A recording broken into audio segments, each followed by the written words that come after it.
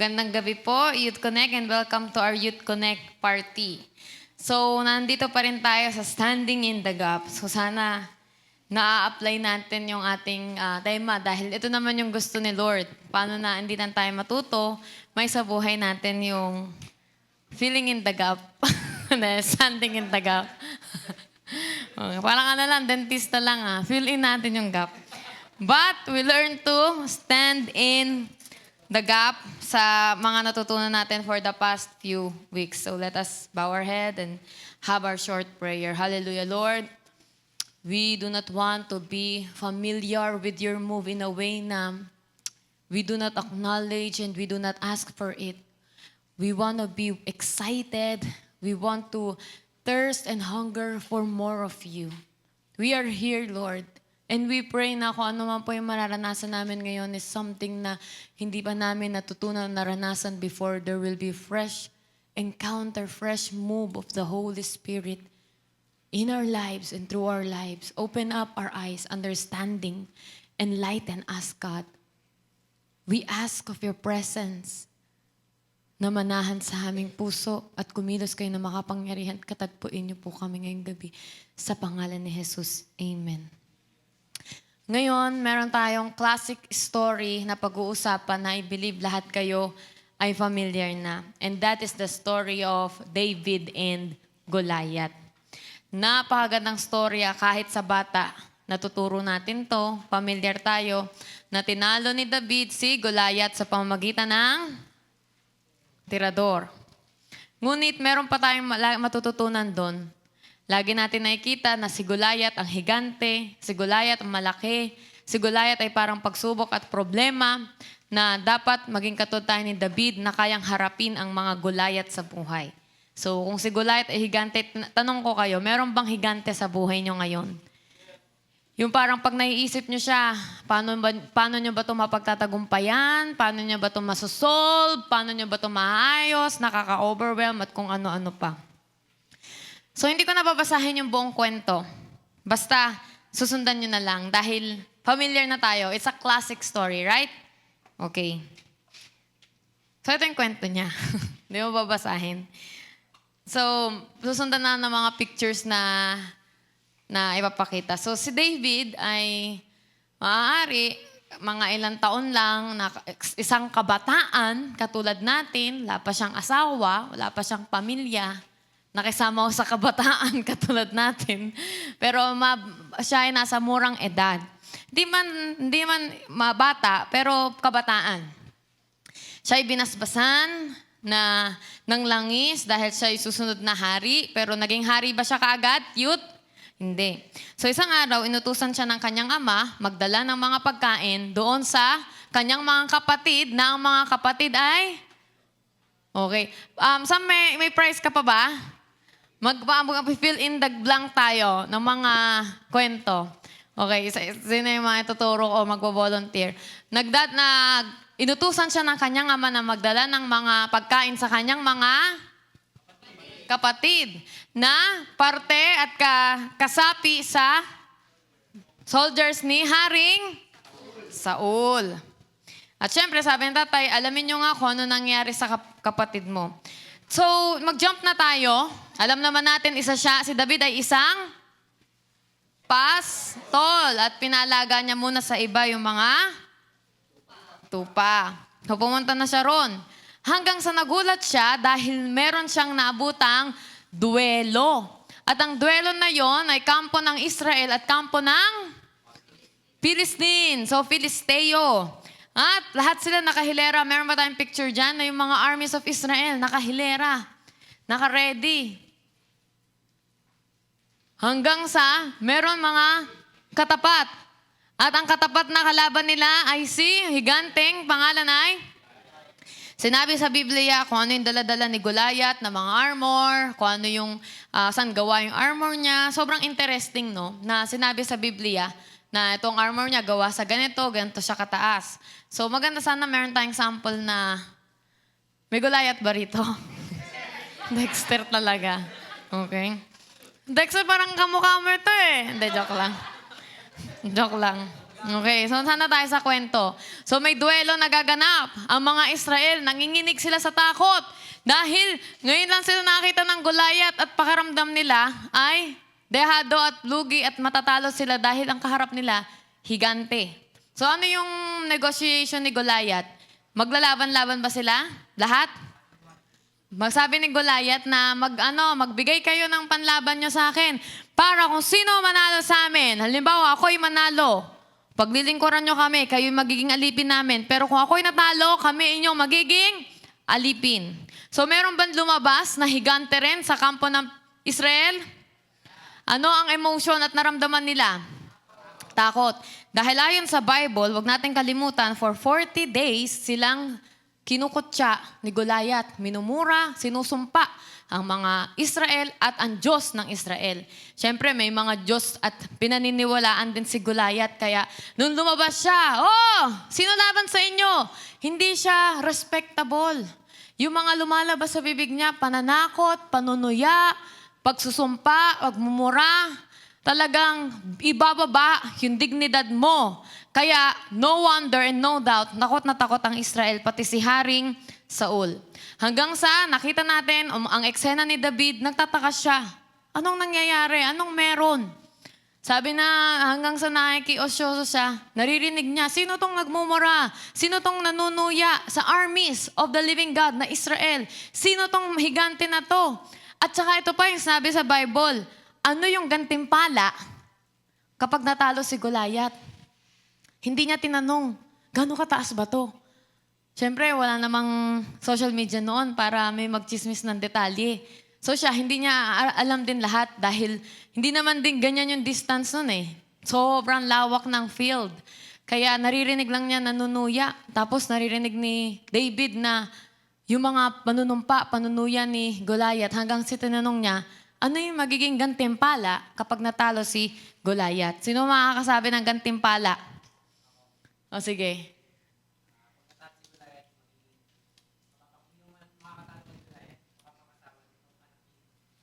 Okay. Ano pa? Yun na alam ni Arla, yung marriage. Nakakasama na parang may nanghuhugutan ka nun na. Parang may harapin kang higante para mapangasawa mo si Mira. Ano pa? Meron pa eh. Yun lang yung nasabi ni Arlo. Buwis, yun. Meron pa ba? So, yun lang din, no? Na mapapangasawa niya, magiging premyo niya. Kasi di ba uso din yun sa mga napapanood nating royalty na premyo mo yung prinsesa, yung anak ng hari. Siyempre, lahat ng lalaki para sa kanila. Hindi lang dahil babae yun, kundi tataas ang kanilang dignidad. Dahil kung nakapangasawa siya ng prinsesa, ano siya? O, di ba? Tataas siya, prinsipe. Hanggang sa magiging libre na kayo sa buwis, pati pamilya mo. At sabi ni David, ayoko si yung ba sabi niya? Ang sabi ni David, wala bang lalaban? Sige, ako na lang. Ako lalaban. Hanggang yung chismis na yon at yung salta na yun nakarating kay Haring Saul, hanggang pinadala siya doon sa kaharian kay Haring Saul. At sabi ni Haring Saul, anong naririnig ko, David? Ikaw daw ang lalaban? Kung titingnan natin, titingnan ko sa verse, babasahin ko na lang. Okay, nandito yan sa verse 31. Nakarating kay Saul ang mga sinabi ni David, kaya pinatawag niya ito. Pagdating ni David, sinabi niya kay Saul, wala po ni isa man sa atin ang dapat na panghinaon ng loob dahil lang sa Pilisteyong yun. Ako na po na inyong lingkod ang makikipaglaban sa kanya. Sumagot si Saul, hindi mo kayang makipaglaban sa kanya. Bata ka pa. Habang siya ay mandirigma na mula pa sa kanyang pagkabata. Sinabi ni Saul, bata ka lang. Siya, warrior na nung bata pa. Nakita nyo? Yung ginamit niya parehas yung bata, pero yung isa, minaliit niya yung bata, na bata ka lang, yung isa, warrior na yan nung bata pa. Sumagot si Saul, hindi mo kayang makipaglaban. Pero sumagot si David, matagal na po akong nagbabantay sa mga tupa ng aking ama. Pag may leyon, oso, tatangay sa mga tupa, tinutugis ko po ito, binubugbog at kinukuha ang tupa. Kung lalaban ito, hinuhuli ko ito sa leeg, hinahampas hanggang sa mamatay.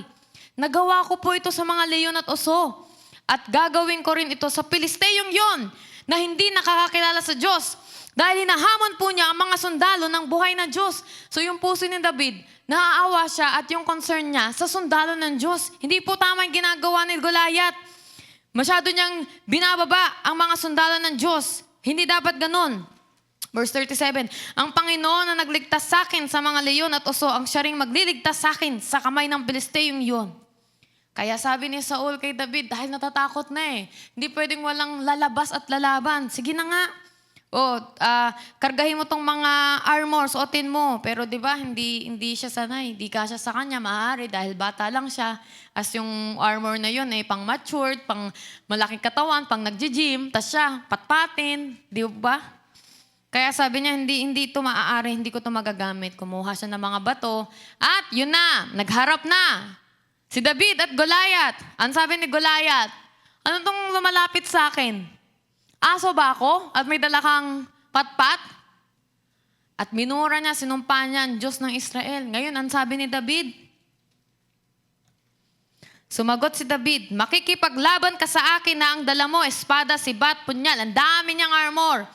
Pero lalabanan kita sa pangalan ng Panginoong makapangyarihan, ng Diyos ng hukbo ng Israel na iyong hinahamon. Sa araw na to, ibibigay ka sa akin ng Panginoon. Papatayin at pupugutan kita ng ulo. Ngayong araw ding ito, ang mga bangkay ng mga kasama mong Pilisteo ay papakain ko sa mga ibon, mababangis na hayop. Malalaman ng lahat na nagkakatipon dito na kayang iligtas ng Panginoon ang kanyang bayan kahit na walang espada, walang sibat. Sapagkat ang Panginoon ang makikipaglaban at ibibigay niya kayong lahat sa amin. Kaya papalapit si Goliath, papalapit din si David, kumuha siya ng bato. Sa isang tira lang ng tirador, tumama yung bato doon sa noo ni Goliath, bumagsak si Goliath. Lahat ng tao ay nagsigawan, nagulat sa nangyari, this is impossible, how can this be? Hanggang kinuha ni David ang espada ni Goliath, pinugot niya yung ulo. At sabi ni David, tagumpay. At yung armies, mga sundalo, lumakas ang loob, tinugis nila at kinuha nila ang mga nagsasatakbuhang Pilisteo. Nagkaroon ng katagumpayanan. Dahil kung hindi, itong araw ng paghuhukom kung sino ang magiging alipin, ang Pilisteo ba o ang Israel. At sa maraming panahon, naging alipin ng Israel ng mga kaaway, di ho ba? Madali ba maging alipin? Utos-utusan ka, walang kalayaan. Gagawin sa'yo ang ayaw mo namang gawin. Ganun ang alipin At minsan, kala natin wala nang ganito sa buhay natin. Pero halimbawa, tayo, alipin ng kasalanan. Ayaw mo nang gawin. Nakokonsensya ka, nagigilty ka. Pero ba't di mo makontrol? Ito isang senyales na ikaw ay alipin. Hindi lang yon, alipin ka na mga naririnig mo. Ayaw mo pakinggan yung impluwensya sa mundo, pero nakikita mo yung sarili mo, ganun na rin yung ginagawa mo. Pero ayaw mo sana maging ganun. So nakikita mo na isa ka ring alipin. So napakahalaga sa kanila ang maging kampyon, ang magtagumpay, kasi nakasalalay doon yung kalayaan nila. Dahil kung hindi, magiging alipin sila ng lahat, pwede silang patayin, pwede silang utos-utusan, at pahirapan ang kanilang buhay. David stood in the gap. Not for himself alone, but for the whole nation. Nation. Ilan ba ang tao sa bansa? 3? 500? Napakarami. Pero si David ang nagdala ng tagumpay sa kanyang bayan. Dahil lahat ng sundalo, naduwag, natakot, nanginginig sa sinasabi ni Goliath. Napakaramdam nila, walang-wala tayo. Nalimutan nila lahat ng ginawa ng Diyos. Nalimutan nila na hinati ng Diyos ang dagat na pula kahit napaka-imposible. Natakot sila sa nakita nila sa harap nila. So ito ang kwento ni Goliath, David at ni Haring Saul. So bago tayo tumungo sa mga points na we can learn, ay yung mga achievements nito ay dahil sa panalo na yan, hindi sila magiging alipin. Dahil sa panalo na yan, hindi na sila mamumuhay ng may takot. Hindi katulad ng mga Israelita nung panahon nung sa Ehipto. Araw-araw, di ba?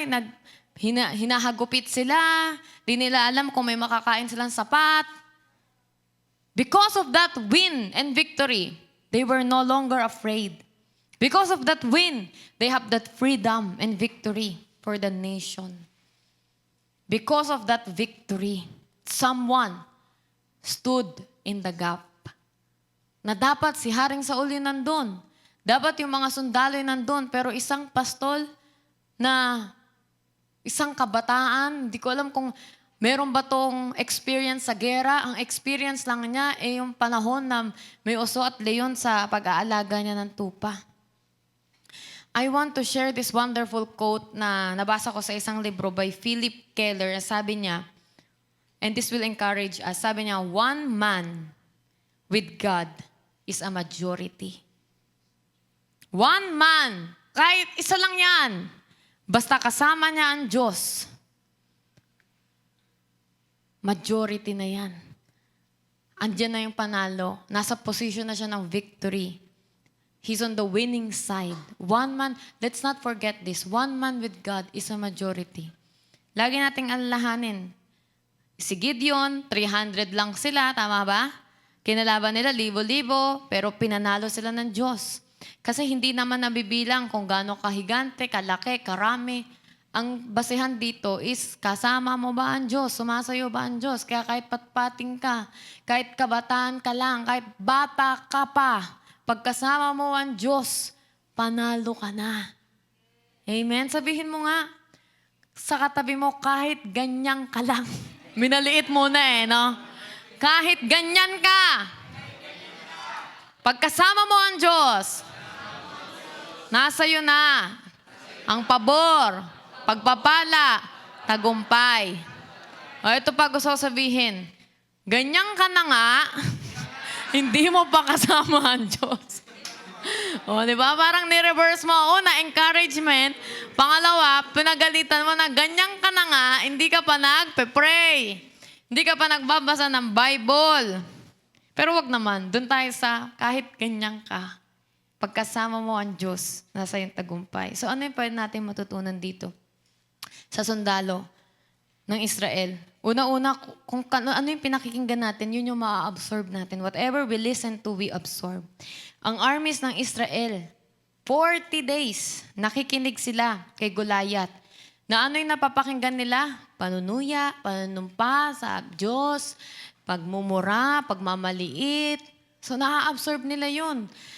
Lalo silang nanliliit, nanlulupaypay. Wala kayo, wala ka, talo kayo. Pag ako kumalaban. Kaya nakapila man sila, hindi sila makasugod-sugod. Whatever we listen to, ano yung pinapakinggan natin, yun yung na-absorb natin. Kaya si David, hindi siya nakinig. Hindi niya sinabi, ano sinabi ni Goliath? Ano pa yung mga sinabi niya? Hindi. Ang tinayuan niya ay katotohanan ng Diyos. Kung anong kaya ng Diyos at kung sino ang Diyos. Maaari nakakarinig tayo na hanggang dyan ka na lang. Hindi mo deserve. Mahina ka kasi. Hindi ka kasing galing ni ganyan. Hindi ka kasing galing katalino ng kapatid mo o ng pinsan mo. Ano, yung parang mga salitang nakakapanlumo, nakakapanliit. At kapag hinayaan natin yun sa ating kaluluwa, sa ating puso, magiging ganun tayo hanggang sa may kita mo sarili mo, manginginig ka na sa takot. Manginginig ka na lang. Kaya let us refuse the lies because we are shaped by what we listen to. Hindi natin maiiwasan yung mapapakinggan natin, but let's not allow it to get into our hearts and shape us. Reject the lies, the taunt, and the threat. Reject natin yung mga pandaraya, panunuya, pananakot ng kaaway. Amen? And number 2, you become what you focus on. So si Saul, ang sinabi ni Saul, yung credential ni Goliath, bata pa lang yun, warrior na. Ito yung armor niya, ganito siya katangkad. Kaya, imbis na maging matagumpay sila, dahil nakapokus sila doon sa problema, walang-wala tayo dyan. May higante ba tayo? Wala. May ganito ba tayong armor? Wala. Meron ba ditong warrior ng bata? Wala. Wala. Dahil nakapokus si Saul sa credentials ng kaaway. Pero si David, wala po ang pakialam. Kung ano man natapos niya, kung ano man yung narating niya, ang pakialam ko ay yung mga naalala kong ginawa ng Diyos sa akin, yun yung bit-bit ko. Si Saul, ito si Goliath, Ito yung ginawa niya. Ito yung tagumpay niya. Ito yung naabot niya. Ikaw, bata ka lang. Pero si David, hindi ko kilala si Goliath eh. Ang nakita ko lang, higante siya. Ang meron lang sa isip ko, yung ginawa ng Diyos. Naalala ko, yung may oso, tinalo ng Diyos yun. Yung may leon, ang dami kong memories na ginawa ng Diyos. At hindi memories na ginawa ng kaaway. Yung detalye ko, mga ginawa ng Diyos, hindi detalye ng kaaway o ng kalaban. At minsan, ganun tayo, no? Nandulumo tayo, nanghihina tayo kasi lagi natin nakikita, tinapos niya yung ganito. Wala, hindi ako pwedeng gamitin ni God. Kasi yung mga kakausapin ko, mga tapos, mga may yaman, mga may pera. Ako, ganito lang. Bitbitin natin yung ginawa ng Diyos. Kaya, hayaan nyo na ma-encounter nyo si God. Kasi yung mga encounters nyo kay God, when we go through trials and tribulations, babaunin natin yan eh. Record natin yan, memories natin yan, para dalhin niya tayo sa susunod na victory. I don't know what will happen kung si David walang memory. Baka hindi rin siya sure kung mananalo siya. Ang pinanghahawakan niya ay yung nangyaring katagumpayan ng nakaraan. Ginawa to ng Diyos sa akin, kaya niya rin tong gawin. Amen? God delivered me before, He will deliver me now. God healed me before, He will heal me now. God saved me before, God provided me then, He will provide now. Kaya when you go through things na hard, na hindi mo kaya, it actually makes space for God to move. Nak, hindi mo na kaya. So ngayon, luluhod ka na at magpe-pray. At i-involve mo na ako. At a lot of times, dinadala tayo ng Diyos sa ganong pagkakataon. Kasi doon tayo truly humihingi ng tulong niya. At syempre, ayaw natin ng ganong sitwasyon. Yung hindi natin kaya, yung hopeless na. Pero actually, God likes that. Hindi dahil, umiiyak, araw-araw, nalulungkot siya. Gusto ng Diyos yun sa parte na humihingi ka na, Lord, tulungan mo ko. Kaya nga, when I went have my devotion, isa sa nakikita ko sa Old Testament na laging binabanggit is, the Lord is my helper. At alam nyo, nung ni-research yung helper na yon, para siyang kinuha sa word kay Eva at Adan. I will give you a helper, a helpmeet. So parang asawa mo, ang Diyos. Ano bang ginagawa ng asawa? Tinutulungan ka niya pag di mo na kaya. Di po ba? So syempre wala pa naman experience ng iba dyan. But on my experience, tinuturo si Wela. Cherry, may asawa ka na? Grabe to si Wela. Mukha ba ka, Wela? Ikaw yun, ha? So alam niyo, experience ko, di ba tatanungin, anong mas masaya? Anong mas magaan? Single or married? Siyempre mas masaya sa marriage kasi na-realize ko, nung single ako, siyempre baby single ka. Pag single ka, ito, hindi ko kayo ina-encourage na, jajawa na ako. Dahil majority naman sa atin will get married. Probably 10% lang ang medyo magtatagal lang single. Pero it's a majority of life. People will get married. So don't rush. I'm just telling you my experience na, halimbawa, ako, pag mag-isa ako sa bahay, ako lahat gagawa. Pero nag-asawa na ako, minsan nagigising ako, may breakfast na. Oh, di ba? Para lalong sipagin. So naisip ko, ang saya pa, ha? Louder, tsaka more. May katulong ka eh. Katulong. Hindi yung katulong na slave o yaya. Meron kang katuwang. Yung katulong na tinutulungan ka. So hindi naman, minsan kasi ang gustong gawin natin ng Diyos, gawin ng Diyos lahat na eh. Yung wala ka nang gagawin. Hindi naman tayo tinuturuan ng Diyos maging tamad. Kaya nga, ang galing, the Lord is my helper. And helper is Ezer Keneged, or in the Bible, helpmeet. Na, anak, hindi ko gagawin yan lahat ha, kasi hindi kita tinuturuan maging tamad. Pero andito ako, tutulungan kita na marirealize mo na alpasan mo, nagawa mo, hindi mo alam bakit. Kasi tinulungan kita. Nagpadala ako ng mga provision, resources, kinakarga kita, binipit-bit kita nung panahon di mo na kaya. Kaya yung footsteps in the sand, yung dalawang pair na kasama ko si Lord, nakaiyak no, sa hirap, sa ginhawa, nakikita ko yung dalawang pair ng footsteps. Tapos nung lumulungkot na, humihirap na, isa na lang yung pair. Iniwan na ako ng Diyos. Kung kailang lumungkot, doon pa ako nag-isa. Tapos biglang may tinig, anak, huwag mong isipin na mag-isa ka sa panahon na hirap ka. Yang footsteps na yan, hindi yan sa'yo. Ito ay dahil bit-bit kita. Ito ay dahil karga-karga kita. So, a lot of times, and grace means you not just survive it, but Lord, hindi ko alam paano ko ito nagawa. Kasi tinulungan mo ako. So, bigla bang nahimatay si Goliath at dead on arrival? Di ba ang ginawa ng Diyos? Tinulungan niya si David. So si David, kailangan ding kumilos. Kailangan ipaikutin yung tirador. Hindi pwedeng, panalo mo kami, Lord. Dapat in 3 seconds, biglang mamatay silang lahat. Anong kinamatay? Heart attack. Bigla na lang.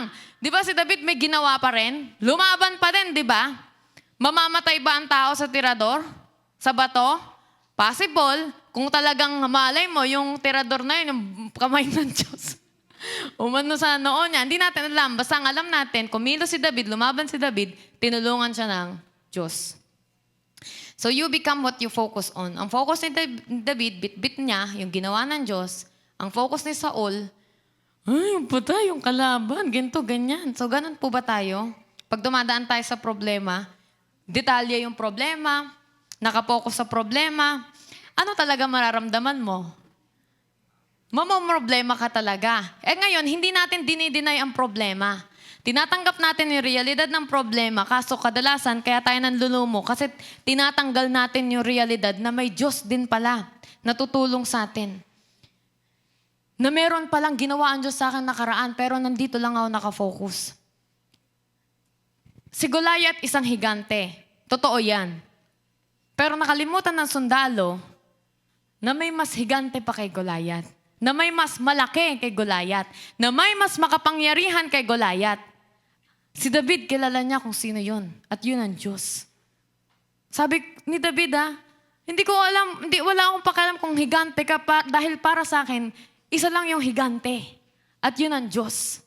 Siya lang ang pinakamalakas, pinakamalaki, pinakamakapangyarihan. Doon siya nakafocus. Sometimes, what we focus on, dahil nakafocus ka doon, yun yung lumalaki. Tama po ba?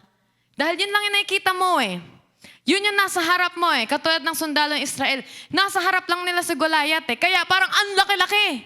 Pero if you always put the Lord before you, you will always realize the greatness of God. So yun yung in-practice natin every day. Let us have a mental practice na maging amazed tayo sa works and wonders of God. Alalahanin natin lahat ng kanyang ginawa. Paano natin maalala yun kung wala tayong record, di ho ba? May mga time, ang ginagawa ko, nanonood ako ng testimony sa iba't ibang YouTube. Nasashock ako, grabe. Akala ko, ako na may pinakamalalang problema. Kaya pag nakakarinig ka ng testimonya, may makikita kang mas malala pa sa'yo na na-resolve nga ng Diyos yun eh. Kaya ikaw, ma-encourage ka talaga. There are times, I listen to testimonies kung paano nagkaganon yung buhay niya hanggang sa naging, na siya ngayon sa Diyos, hanggang sa naging maayos, nabuo ulit ang kanyang pagkatao, ang kanyang buhay. It's very encouraging. So ito, isa sa mga tip yan mag-search kayo ng mga testimonies sa YouTube. Yung mga mga real stories. Hindi laging, ganito po kasi nangyari sa Rappi eh. Wag ganun lagi pinanonood natin. Ha? Hindi ko naman sinabing dahil naka-live tayo. Pero, ibig sabihin, napupuno na tayo ng mga, alam mo yun, negativity. Ang social media, sabog-sabog ang mga videos dyan eh. Ang daming videos, learn to filter na lang. Ano bang panonoorin ko ngayon? Diba? Yung bagong chismis kay Christopher Min. O kay Ogie Diaz. Ba't nagkahiwalay? Okay? O kaya, Tony Talks. O wala akong sinasabing masama O sinasabi ko lang, andun sila sa YouTube. At meron ding ibang mga resources na may mga testimonies. Kaya pwede nyo yun gawin. Mag-click kayo ng mga testimonies. Madami. At isa pang mga tip dyan is, magsulat naman kayo, mag-notes kayo na December 25. Hindi ko akalain may nagbigay sa akin ng regalo na matagal ko nang pinagpipray. Para pag nanlulumo ka, meron kang diary of God's wonderful things. May mga date yun. Maaalala mo na, di naman pala ako kawawa, di naman pala ako kinalimutan ng Diyos. Para yung focus natin, hindi sa paghihinagpis natin. Nadadivert tayo at hindi lang yun. Kung saan ka nakafocus, yun yung mas lumalaki. So we focus on the greatness of God. Laging pinapaalala ng Diyos sa Israel, remember the Lord your God who rescued you from Egypt. Kasi gusto ni Lord, huwag niyong kalimutan yun. Huwag niyong kalimutan lahat ng ginawa ko. Pero di ba, may problema tayo. Ang bilis nating makalimot. We accumulate what we consume. Kung ano yung nako-consume, kung ano yung accumulate sa katawan mo, ano yung kinokonsume mo, yun yung dumadami. Kahit naman sa physical body, di po ba? Nare-reflect kung ano yung diet mo sa blood pressure mo, blood sugar mo, at kung ano man, record yan ng lahat ng nag-accumulate sa'yo. Kaya nga, naayusin mo na yung lifestyle mo because you accumulate what you consume. So mag-consume tayo at punuin natin ating sarili ng mga magagandang ginawa ng Diyos. Pwede rin kayo mag-search ng mga Christian biographies. Lately, bumili ako ng libro kay Warren Wiersbe. Ang title niya, 50 People Every Christian Should Know, na hindi gano'ng kilala. So, unang page doon, nabasa ko yung asawa ni Martin Luther, na, this is a model and example of homemaker and wife. Dahil, siyempre, ang kilala lang natin si Martin Luther, pero hindi natin alam, sa kabila nun, meron palang masayang pamilya na dahil sa kanya ay naging maayos at masaya yung pamilya. Yun yung asawa ni Martin Luther. Mag-research kayo. Napakalawak ng resources natin. Kaya natin niyang gawin, okay? Faith comes by hearing the Word of God. Because we hear, we consume the Word of God, faith comes. But alam niyo ba that unbelief and doubt also comes by hearing? Naalala niyo ba yung kay Eva at Adan? Ba't sila nag-doubt? Kasi may naririnig din sila eh. So faith comes by hearing the Word of God. If faith comes by hearing the Word of God, then unbelief comes by hearing lies and deception. Nagkaroon ng pagdududa si Eva dahil nakarinig siya ng, totoo ba? Di mo ba alam na pag kinain mo to? So dahil nakarinig siya ng kasinungalingan, ang bunga nun ay doubt and unbelief. So we be careful by what we consume, by where we focus on. So now that's number 2, you become what you focus on. Number 3, eyes on the prize. Sabi ni David, sino bang Palesteyong yun na hindi nakakilala sa Diyos na humahamon sa mga sundalo ng buhay ng Diyos? Ano ba ang matatanggap ng taong makakapatay sa Kanya para matigil na ang panghihiya niya sa Israel? At sumagot ang mga tao, yun nga ang gantimpala ng makakapatay kay Goliath. Si David, hindi niya tiningnan yung dami ng problema o yung kalaban niya. Ano yung hiningi niya? Ano yung premyo? Ano yung gantimpala? So if we want to attain for something, huwag natin tingnan yung hirap. Tingnan natin yung gantimpala nito, yung bunga nito. Look for the prize and reward. Di ba may mga tao na bodybuilder, nag-gym, madali bang mag-workout? Sa una. Pero sa susunod na araw, kakatamaran na. Bakit? Nawawalan ng motivation eh. Bakit? Kasi nakafocus tayo sa ang hirap, ang bigat. Pero kapag yung mata mo is sa body goals mo, sisipagin ka. Diba, magsa-summer na. Gusto mo na naman ng bench body. Bench body. Kaya sisipagin ka kasi ang isipan mo at mga mata mo doon sa premyo, sa reward. At di ba kapag nakikita mo yung reward, parang wala lang sa'yo yung hardship? Yes. Okay? So parang hindi nyo pa naranasan. Paano? Lagi nating iniisip ay yung hardship. Di ba? Papupunta tayo sa dagat. Wag na, ang layo. Pero pag naiisip mo yung sobrang kintab at anong kulay na dagat? Ay, ang saya. Hindi natin iniisip yung pasikot-sikot. Nung nagbikol kami, lagi kong iniisip, ayokong sasakay ng bus o basta by land kasi 10 hours. Basta sobrang haba. Never ko pang naranasan yun.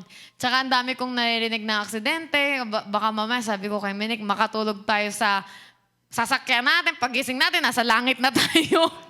Yun yung lagi kong sinasabi. Nangangamba ako. Natatakot ako dahil may bituka daw ng, bituka ng manok pag ganon-ganon. Pero pag naisip mo at nakita mo yung ganda ng Bicol, parang wala lang. Kaya nga pagkatas nun, parang punta ulit tayo. O, di ba? Kahit ganon. Kasi nga naisip mo yung prize, ang ganda ng karamuan, ang ganda ng dagat. Sobrang layo sa dagat na nakikita ko dito sa malapit dito. Kailangan mo talagang lumayo. Ang ganda, buhay na buhay yung corals. Kita mo si Nemo, si Dory. Ang dami. Walang sponge doon. Sa sobrang linis. Walang sponge. Si Plankton. Ay, hindi. May Plankton. So, kasi nga, ang nakikita natin, yung premyo. So, eyes on the prize. Kapag ba may niniligawan kayo, nakikita niyo yung hirap? Sabi nga ni Florante Laura, tama ba? Florante Laura, hahamakin ang lahat. Kahit ilang bundok pa yan. Kasi ang gusto niya, mapanalo niya yung puso ng babae. Di ba guys, lalaki, gagawin niyo lahat? Sabi niya, Sam, maybe. I don't know, depends. Di ba? Handa niyong gawin para sa premyo. Nagte-training nga kayo sa sports Sabihin, gaano kahirap pag-aaralan nyo para sa reward, gantimpala na ikaw yung nag-first. Di ikaw na. Okay? Alam niyo si Jesus, nung naipako sa krus, ano yung nasa isip niya? Parang kanta yun Sa puso't isip niya. Hebrews 12 verse 2. Ituon natin ang ating paningin kay Jesus na siyang sandigan ng pananampalataya natin mula sa simula hanggang sa katapusan. Tiniis niya ang paghihirap sa krus at hindi niya ito ikinahiya dahil inisip niya ang kaligayahang naghihintay sa kanya. At ngayon nga ay nakaupo na siya sa kanan ng trono ng Diyos. Madali ba yung ginawa niya?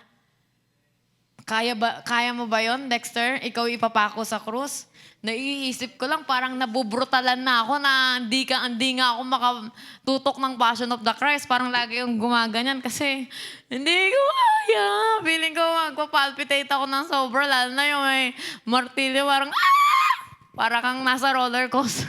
Ayoko ng mga ganong movie, yung parang yung adrenaline mo. So para sa akin, isa sa antique, tapos alam pa natin na true to life yun, di ba? Pero bakit nagawa niya yun? Ba't nanatiis yun? Kasi sa isip niya, yung prize, yung kaligayahan naghihintay sa kanya. Kaya kung estudyante, nagtatrabaho, di ba may mga pinagtitiisan tayo? Sinasabi natin, matatapos rin to. Araw-araw, gumigising ako dati nung high school. Tamad na tamad ako. Bakit mang umaga kami? Ang lagi ko nang iisip na, gagraduate din ako. Kaya nung oras ng graduation, sobrang saya ko kasi hindi na ako muling magigising ng maaga. Pero nung college ko, mas maaga pa palang gising. Ngayon talaga ang pinakamasaya. Diba? Hindi mo na wala ka nang papasukang school. Kaya tiis-tiis lang, darating din kayo dyan na matatapos din yan. O kahit sa work, diba? At least, tiis-tiis lang, darating din ang kinsenas. Ano mang sahod nyo. So nakatingin na si David sa premyo at reward. Hindi gaano kabigat. Okay na? Hindi gaano kabigat, gaano katindi, gaano kahirap yung sitwasyon niya. Nakatingin siya sa anong gantimpala kapag napatay si Goliath. Yun. So sana ganun yung mindset natin. Ganun po ba tayo? Ganun ba tayo? So maganda maging ganun para andun ka na sa winning team. And then lastly, don't give up fighting for your people. God's will is to give them victory, salvation, and deliverance. Si David, walang gustong lumaban. Sige, maging alipin na lang tayo, magsilbi na lang ulit tayo. Sanay naman tayo magsilbi. Utos-utosan na lang tayo, hagupitin nila tayo. Sige, pero si David, no. This is not God's will that we will be under the enemy. That we will be in bondage. This is not God's will. Ang God's will, maging victorious, maligtas ang kapwa ko, ang pamilya ko. At kung meron man kaming oppression, ma-deliver ako sa bisyo na to, sa kabigatan na to, sa bagay na hindi ko makontrol, sa kasalanan na to, yun yung kalooban ng Diyos. Kaya may mga time, you start to, you feel like, I cannot do this anymore, Lord. Ganito na lang po ako. Pero si David, walang magpa-fight. I will fight. Nobody will stand in the gap. I will stand in the gap. So let us ask God for strength. Kasi minsan, it's hard to fight, diba? It's exhausting.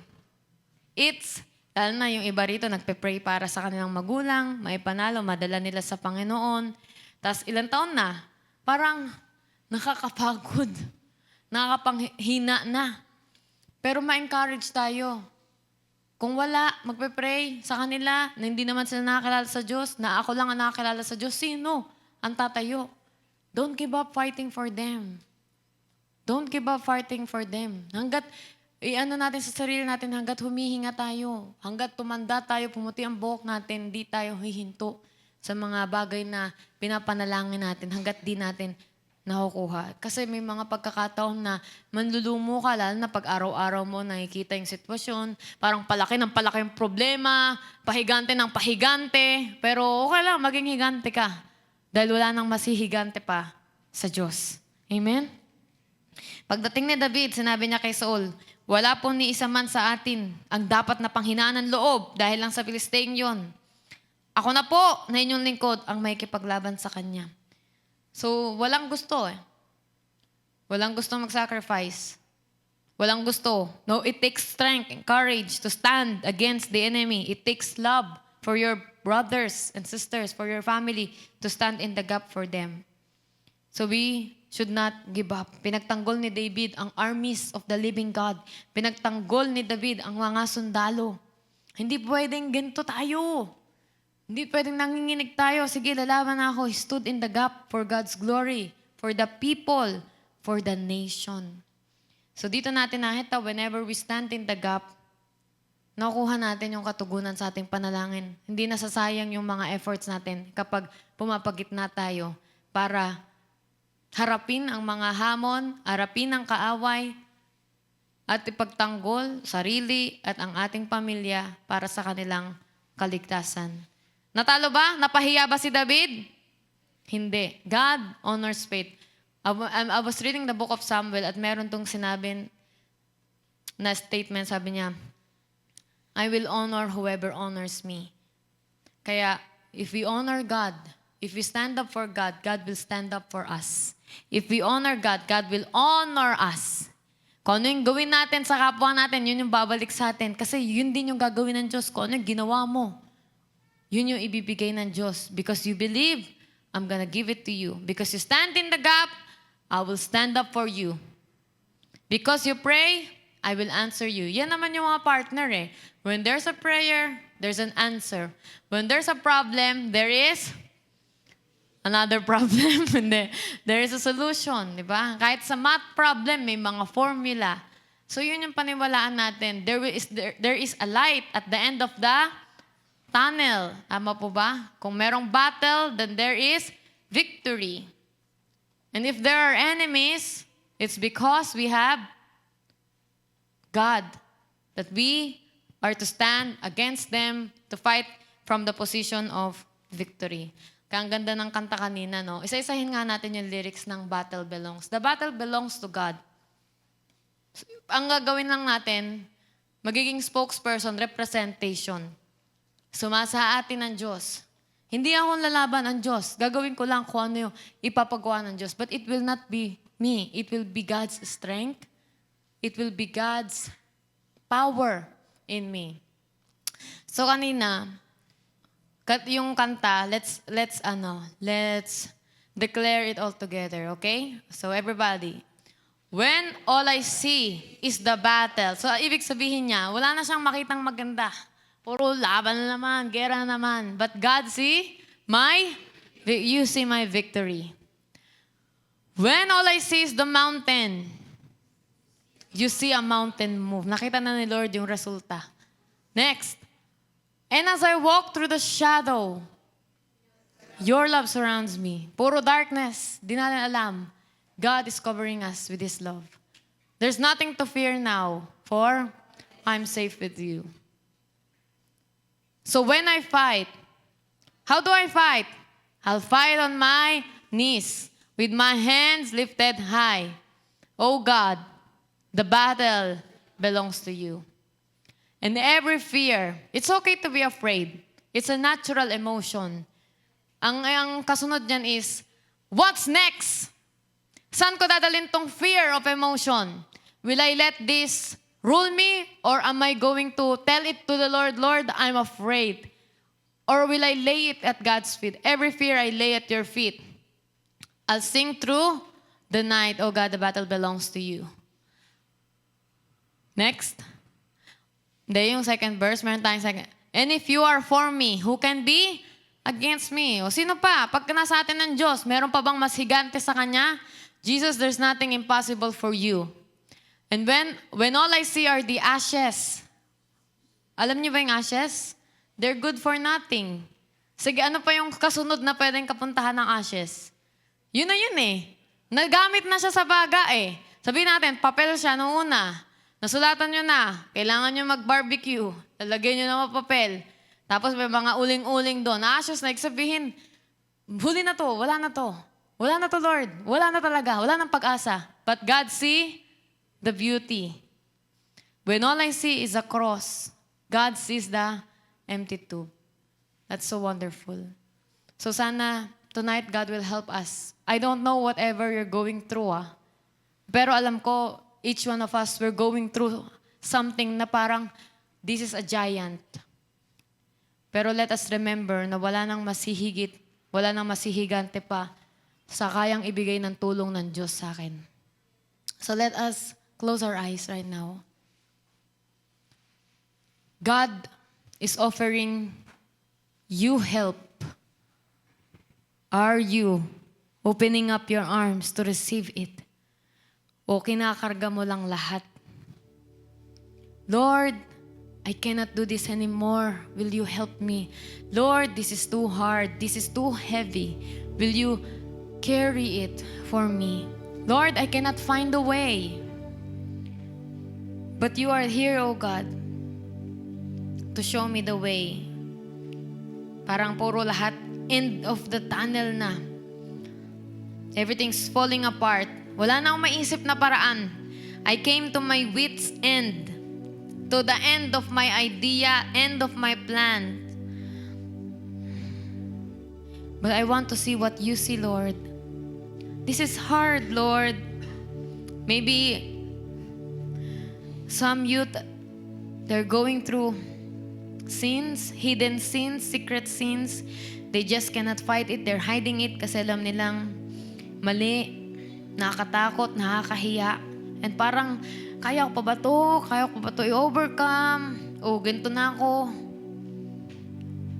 Be my help, Lord. Help is on the way. You are greater than this. Greater is the Lord who is in us than he that is in the world. Or maybe some of you are studying. This is hard, Lord. Kaya kang tulungan ng Diyos kahit nag-aaral ka. Or some of you are going through workloads, work struggles. This is toxic, Lord. I need refreshment. I need you, Lord. And God is offering His help every day. And tonight, let us receive the help of God.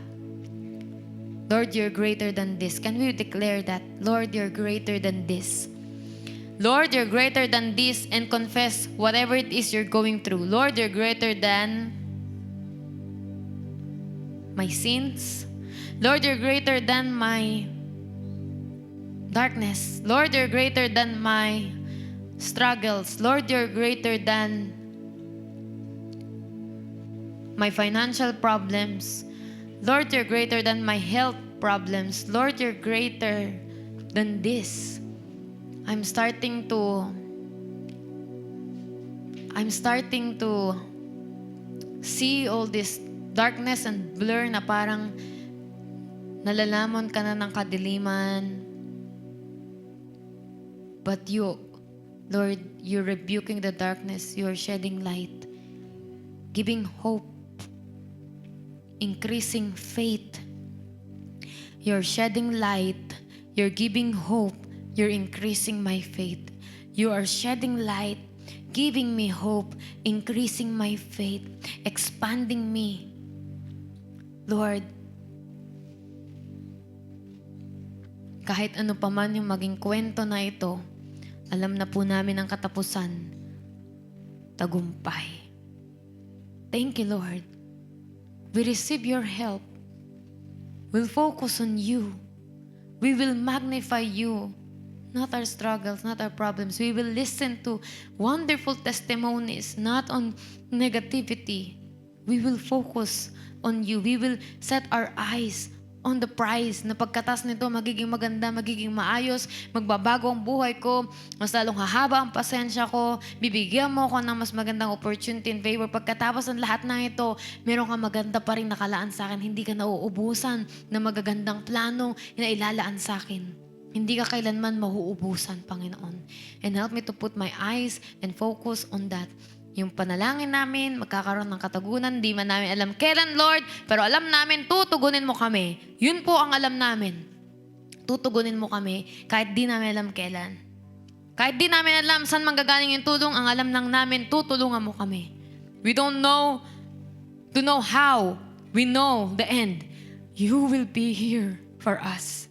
You are near. You are here. The battle belongs to you.